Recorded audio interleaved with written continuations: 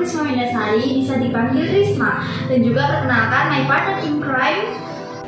Hai, nama aku Salva Vidasania, biasa dipanggil Salva. Oh iya, kita ini mau ngapain, Kak? Kenapa sih Mbak, kok harga baju itu ada yang mahal dan murah?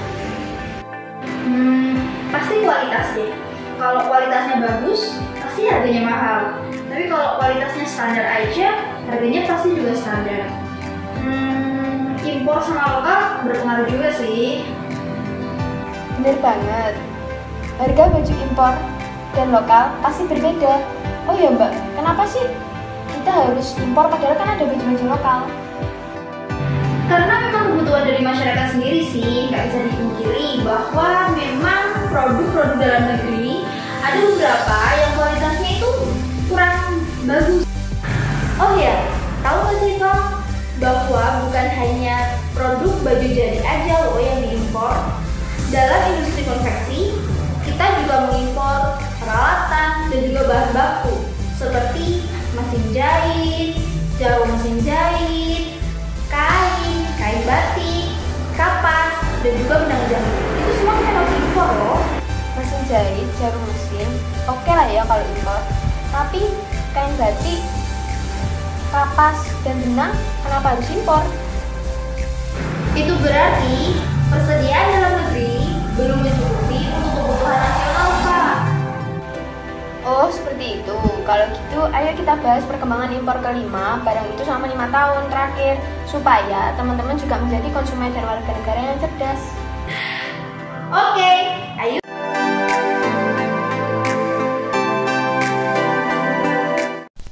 Impor adalah kegiatan memasukkan barang dari luar negeri ke dalam negeri. Kita sebagai warga Indonesia pasti tidak asing dengan kata-kata tersebut. Bahkan kita sudah melakukan kegiatan impor seperti belanja atau sebagainya. Bahkan masyarakat memiliki berbagai alasan melakukan kegiatan impor, yaitu selain menjalin hubungan baik dengan negara lain, banyak juga masyarakat yang beranggapan bahwa barang luar negeri. Di sini saya melakukan pengamatan kegiatan impor di negara Indonesia. Kegiatan impor di Indonesia terus mengalami kenaikan karena semakin bertambahnya penduduk dan semakin luasnya media yang menawarkan barang-barang dari luar negeri. Di sini saya mengambil contoh kegiatan impor barang, mesin jahit, dan jarum jahit yang terus mengalami kenaikan. Selain untuk meningkatkan kreativitas masyarakat, juga dapat meningkatkan perekonomian masyarakat dunia. Serta dengan adanya pasar internasional, barang-barang dari luar negeri semakin bebas keluar masuk.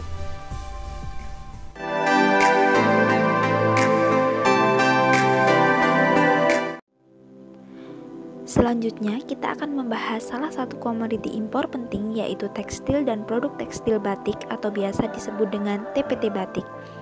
Hal yang pertama terbersit dalam pikiran pasti, mengapa batik harus diimpor? Padahal batik punya Indonesia kan? Eits, jangan salah, justru saking ngetrennya batik ini di semua kalangan yang merupakan dampak positif dari penetapan batik sebagai World Heritage dari Indonesia oleh UNESCO, Indonesia pernah mengalami kelangkaan batik loh. Hal ini karena minat atau permintaan terhadap batik meningkat sangat drastis, sehingga produksi dalam negeri yang saat itu masih mengandalkan proses tulis dan cap tidak dapat mengejar kebutuhan pasar yang sangat tinggi.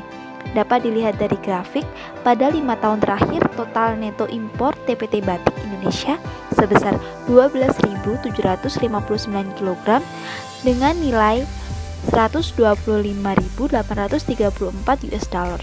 Sedangkan rata-rata per tahun sebesar 2.551,8 kg dan pemerintah mengeluarkan uang senilai 41.944,67 US dollar untuk mengimpor TPT batik ini setiap tahunnya.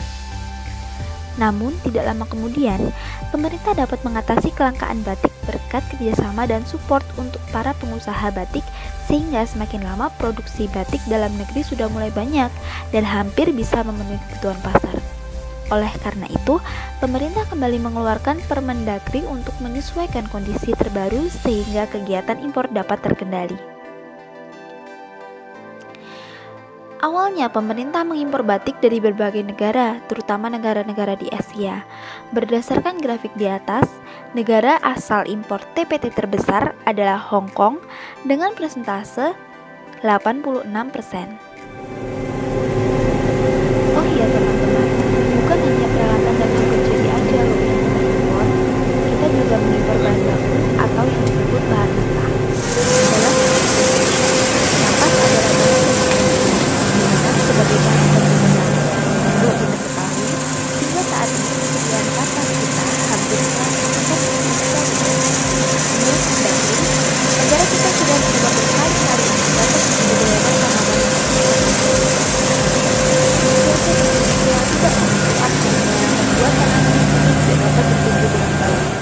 ini dikarenakan tumbuhan kapas tidak dapat tahan kalau terkena air hujan. Itulah alasan mengapa Indonesia saat ini hampir 100% masih mengimpor kapas. Seperti yang tertulis pada grafik, pertumbuhan kegiatan impor kapas setiap tahunnya mengalami kenaikan kecuali pada tahun 2019.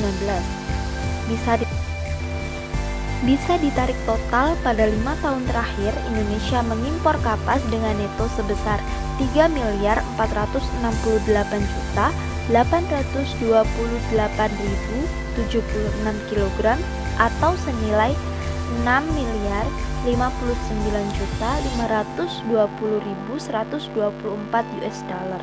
Wow, angka yang banyak sekali bukan? Sedangkan jumlah negara asal impor kapas terbanyak pada tahun 2015.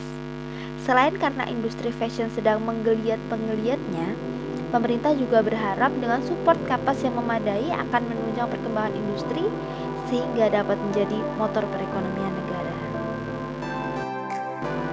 Yang terakhir adalah benang jahit. Setelah kapas, benang jahit adalah faktor penting dalam berkembangnya pabrik konveksi atau fashion. Perkembangan kegiatan impor benang jahit sendiri sangat fluktuatif di setiap tahunnya.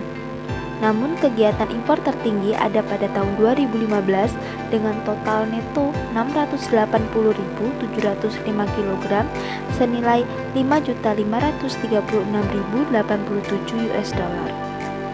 Jika ditarik total keseluruhan dalam 5 tahun terakhir, total impor benang jahit di Indonesia sejumlah 1.490.205 kilo dengan total nilai 12.082.053 US dollar. Angka yang termasuk cukup tinggi mengingat impor kapas kita yang juga tinggi. Seperti